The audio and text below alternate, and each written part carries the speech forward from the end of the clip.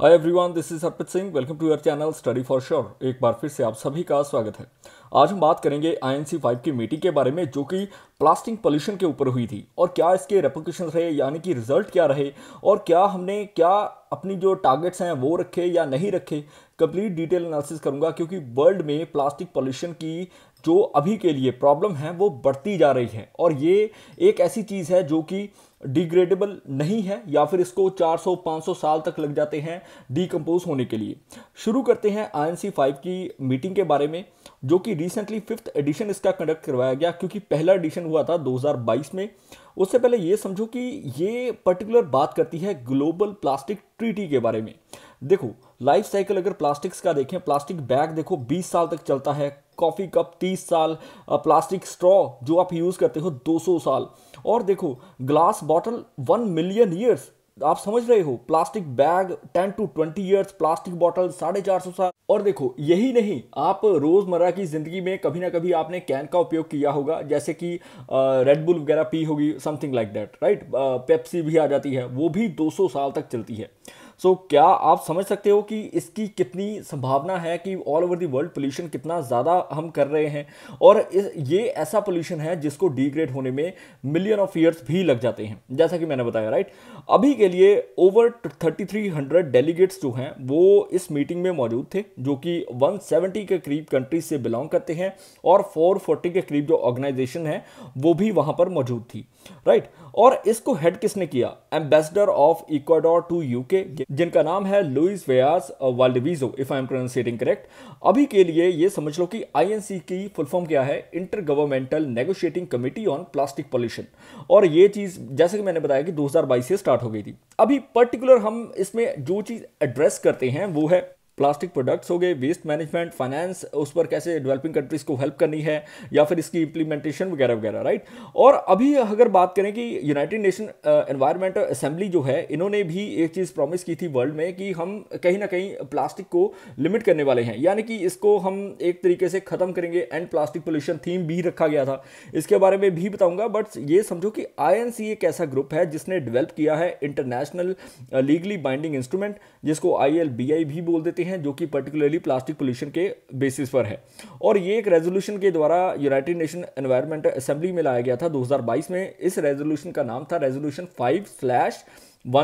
वहीं पर अगर बात करें INC की पहली मीटिंग की, 2022 में हुई। अभी आपके दिमाग में क्वेश्चन होगा, 2022 और 24 में इतनी सारी मीटिंग्स, देखो साल में 2 मीटिंग्स भी हो सकती हैं, ये पर्टिकुलर फिक्स नहीं है, क्योंकि इसी साल ओटावा कनाडा में अप्रैल के महीने में INC 4 मीटिंग हुई थी, जिसका कंक्लूजन समहाउ जो हार्मफुल इफेक्ट्स है प्लास्टिक के ऊपर, उसके रिगार्डिंग निकाला गया था।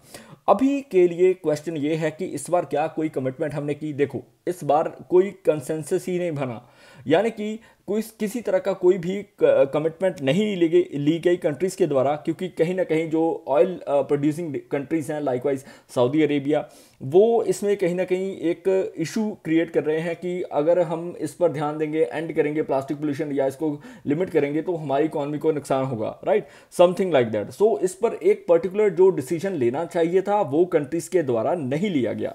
अभी बात करने वाले हैं यूनाइटेड नेशन एनवायरमेंटल असेंबली 5.2 की। आखिर ये क्या है? देखो, ये एक 5th सेशन था यूनाइटेड नेशन एनवायरमेंटल असेंबली का, जिसमें मेंबर स्टेट्स को या स्टेक होल्डर्स को कहा गया कि आप बेस्ट प्रैक्टिसेस के तहत एक सस्टेनेबल तरीके से काम करो, ताकि हम एक अच्छा वर्ल्ड बना सके, ग्रीन और सस्टेनेबल रिकवरी प्लान्स लेकर आओ, क्योंकि कोविड-19 के बाद ये चीज़ें हुई थी। और ये जो 5th सेशन था ये 2022 में लाया गया था, और इसका जो मेन थीम था वो था strengthening actions for nature to achieve the sustainable development goals, जिसका हमने आधार बनाया हुआ है कि 2015 से 2030 तक हम कई चीज़ें कवर अप करेंगे, राइट। आपको पता होगा डेवलपमेंट गोल्स के बारे में।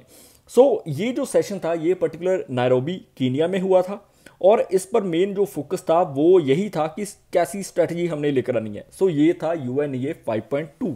और ये वही साल था जिस दिन हमने 50th एनिवर्सरी मनाई थी UNEA की, जो कि हमने क्रिएट की थी 1972 में। फॉर एक्स्ट्रा इंफॉर्मेशन याद रखना। बात करते हैं प्लास्टिक्स की, तो कई केमिस्ट हैं जिन्होंने मटेरियल साइंस पर काम किया है या फिर प्लास्टिक्स की डेवलपमेंट के रिगार्डिंग काम किया है। उनमें से एक है नोबेल लॉरेट हरमन स्टॉडिंगर, और जिनको फादर ऑफ पॉलीमर केमिस्ट्री भी कहा जाता है, और हरमन मार्क जिनको फादर ऑफ पॉलीमर फिजिक्स कहा जाता है। वहीं पर वर्ल्ड का जो पहला फुली सिंथेटिक प्लास्टिक था वो बेकेलाइट था, जिसको इन्वेंट किया गया था न्यूयॉर्क में 1907 में लियो बेकेलैंड के द्वारा, जिन्होंने ये टर्म को कॉइन किया था प्लास्टिक्स। वहीं पर बात करें कि डजन ऑफ डिफरेंट जो प्लास्टिक्स हैं वो भी मार्केट में अवेलेबल हैं, likewise in the form of polyethylene, जैसे कि आप दुकान से कोई लिफाफा लेकर आते हो प्लास्टिक का तो वो वही चीज़ है, और पॉलीविनाइल क्लोराइड जिसको बोला जाता है पीवीसी। और ये चीज़ें आपके घर में कहीं ना कहीं स्टूल होगा, कुर्सी होगी, या फिर कोई टेबल होगा वगैरह, राइट। और बिटवीन अगर बात करें 1950 टू 2017 9.2 बिलियन टन के करीब प्लास्टिक प्रोड्यूस किया गया है वर्ल्ड में। अगर बात करें 2004 से तो हमने कम से कम 4.5 बिलियन टन से ऊपर प्रोड्यूस हम कर चुके हैं, मोर देन हाफ। तो आप क्रोनोलॉजी या फिर आप समझ रहे हो कि कितने ईयर्स में हमने कितना प्रोड्यूस किया और हमारी अभी रफ्तार क्या है। अगर बात करें ग्लोबल प्रोडक्शन की तो 400 मिलियन टन के करीब पहुंच चुकी है सिंस 2021, जो कि एक्सीड कर जाएगी, जिससे हमारे वर्ल्ड को नुकसान हो सकता है। बाय 2050 ये भी कहा जाता है कि ये 1 बिलियन टन एनुअली क्रॉस कर जाएगी। सो ये इश्यूज हैं। पूरे वर्ल्ड में प्लास्टिक मैन्युफैक्चरर कौन कौन से देश हैं? पहले देखो यूरोपियन कंट्रीज होती थी, नॉर्थ अमेरिकन कंट्रीज होती थी, साउथ अमेरिकन, राइट। और अभी के लिए एशिया नंबर 1 पर है। मोर देन 50% के करीब जो वर्ल्ड का प्लास्टिक है वो चाइना या फिर सम साउथ ईस्ट एशियन या साउथ एशियन कंट्रीज ही प्रोड्यूस करती हैं। बात करते हैं प्लास्टिक पॉल्यूशन की। देखो प्लास्टिक प्रोडक्शन जो है वो काफ़ी ज़्यादा इंक्रीज हो चुकी है। 2 मिलियन टन थी 1950 में, जो बढ़कर 348 मिलियन टन के करीब पहुंच गई 2017 में। और ग्लोबल इंडस्ट्री अगर वैल्यू देखें, इनकी मार्केट वैल्यू तो नियर अबाउट $522 बिलियन से ऊपर है, और जो कि बढ़ सकती है, डबल हो सकती है, यानी कि आप ट्रिलियन डॉलर्स में देख सकते हो बाय 2040। अगर बात करें इसके एक्सपोजर के क्या इफेक्ट होते हैं, देखो फर्टिलिटी कम हो रही है, हार्मोनल इम्बैलेंस देखने को मिल सकता है, मेटाबॉलिक और न्यूरोलॉजिकल एक्टिविटीज़ में जो ह्यूमन हेल्थ प्रॉब्लम्स हैं वो क्रिएट हो सकती हैं। Likewise one of the main reason is microplastic, जिसकी वजह से कैंसर भी देखा गया है। और by 2050 green house gas emission जो है प्लास्टिक प्रोडक्शन के साथ जो इंटरलिंक्ड है, यूज एंड डिस्पोजल, ये नियर अबाउट अकाउंट करेगा 15% के करीब अलाउड एमिशन, जो कि अंडर आता है जो ग्लोबल वार्मिंग की कंडीशन हमने लिमिट सेट की हुई है 1.5 डिग्री सेंटीग्रेड। अगर बात करें मरीन या कोस्टल स्पीशीज़ की तो मोर देन 800 के करीब जो स्पीशीज़ हैं वो अफेक्ट करती हैं इससे। और ये भी कहा जाता है कि बाय 2050 या 2040 आप फिशेस से ज़्यादा प्लास्टिक देखोगे सी में, और सी का जो वातावरण है वो कम्प्लीटली डिसरप्ट हो चुका है ह्यूमन एक्टिविटीज़ के कारण। वहीं पर 11 मिलियन टन के करीब जो प्लास्टिक वेस्ट है वो एनुअली फ्लो करता है ओशंस में, जो कि ट्रिपल हो जाएगा बाय 2040। एक शिफ्ट चाहिए, एक सर्कुलर शिफ्ट चाहिए जिसके तहत हम रिसाइकिल कर पाएँ और इन चीज़ों पर कर्ब लगा सकें, और ये तभी होगा। इसलिए हमने एक एंड प्लास्टिक पोल्यूशन एक थीम भी रखा था, जो कि सेट किया गया था कि 55% के करीब जो हम वर्जिन प्लास्टिक है उसकी प्रोडक्शन को रिड्यूस करेंगे, और गवर्नमेंट सेव कर सकती है $70 बिलियन के करीब बाय 2040, और ग्रीन हाउस गैस एमिशन भी कंट्रोल हो सकता है नियर अबाउट 25% के करीब, जिसकी वजह से 7 लाख के करीब जो एडिशनल जॉब्स जो हैं ग्लोबल साउथ में आपको देखने को मिलेंगी। यानी कि आपको पता होगा इंडिया हो गया, ब्राज़ील हो गया, ऐसे जो नेशंस हैं अफ्रीकन कंट्रीज, इनको बेनिफिट हो पाएगा। सम डिसएडवांटेजेस भी हैं, जैसे कि डीकम्पोजिंग में प्रॉब्लम, क्योंकि मिलियन ऑफ ईयर्स भी लगते हैं, 100 ऑफ ईयर्स भी लगते हैं, 10 to 20 ईयर्स भी लगते हैं। प्रोडक्शन का इशू है, रिसाइकिल नहीं हो पाता। जितना प्लास्टिक हम यूज़ करते हैं उससे सिर्फ समझो कि 9% के करीब ही हम रिसाइकिल कर पाते हैं। ग्लोबल प्लास्टिक प्रोडक्शन वो डबल हो चुकी है, और ये जो प्लास्टिक प्रोडक्शन है ये ट्रिपल होने वाली है 2050 तक। और देखो इसकी वजह से 3% के करीब जो ग्लोबल एमिशन है वो प्लास्टिक की वजह से ही हो रहा है।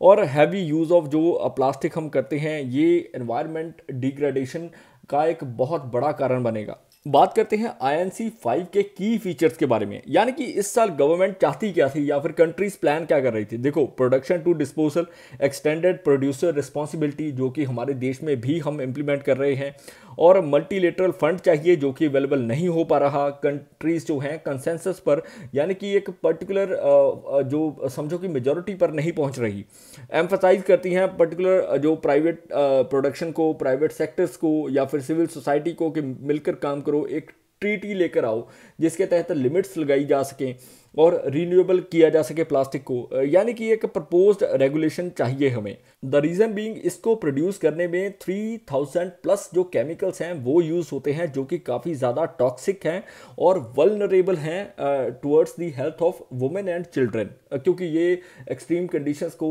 ज़्यादा झेल नहीं पाती, राइट। और प्रपोज्ड कैपिंग चाहिए वर्जिन प्लास्टिक के ऊपर ताकि हम नए सिरे से कोई नया प्लास्टिक ना बना सकें, जो हम रिसाइकिल कर रहे हैं उससे ही हल निकाला जा सके। सिंगल यूज प्लास्टिक को फेज आउट करना वो हमारा देश भी कर रहा है, बट समहाउ ग्राउंड लेवल पर ये चीज़ें अचीव नहीं हो पा रही, फ्रैंकली स्पीकिंग।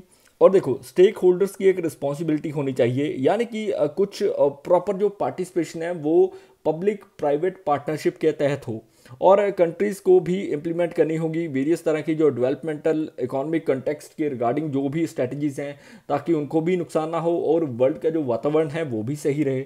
और ये थे की फीचर्स। अभी बात करते हैं कि ये फेल क्यों हुआ। देखो, oil dependent states likewise Saudi Arabia, इन्होंने अपोज किया कैपिंग के लिए वर्जिन प्लास्टिक को, क्योंकि ये प्रोड्यूस करती हैं, और नियर अबाउट जो 100 कंट्रीज हैं इंक्लूडिंग पैसिफिक आइलैंड वो डिमांड करती हैं एम्बिशियस कट्स। वहीं पर जो ऑयल प्रोड्यूसिंग नेशन है वो ये चीज़ नहीं चाहते, राइट। और अगर बात करें पैसिफिक कंट्रीज़ की, तो ये फेस कर रही हैं मैरीन पोल्यूशन। अगर आप देखोगे सरगाजो सी, जो कि नॉर्थ अटलांटिक गार्बेज पैच बन चुका है जहां पर प्लास्टिक बहुत ज़्यादा मिलता है, और डेलीगेट्स ने अभी भी एग्री नहीं किया क्योंकि लैक ऑफ कंसेंसस देखा गया। पनामा बैक्ड एक प्रपोजल कट्स लगाए गए थे कि जो पर्टिकुलर फोकस करते थे रिड्यूस प्लास्टिक पोल्यूशन के ऊपर, उस पर भी इशू आ रहा है। और लैक ऑफ क्लैरिटी नहीं है कौन सा प्लास्टिक यूज़ करना है, कौन सा बैन करना है। डेवलपिंग कंट्रीज़ के लिए फंड नहीं हो रहा। और वे फॉरवर्ड्स क्या हो सकते हैं, देखो, एक प्रॉपर कंसेंसस चाहिए मेजॉरिटी वोटिंग के साथ, ताकि एक स्मूथर डिसीजन हो सके, एक पर्टिकुलर फोकस के साथ हम आगे बढ़ सकें, अपने वातावरण को बचा सकें। और एक कोऑपरेशन होनी चाहिए देशों के बीच में, कंट्रीज़ के इन बिटवीन।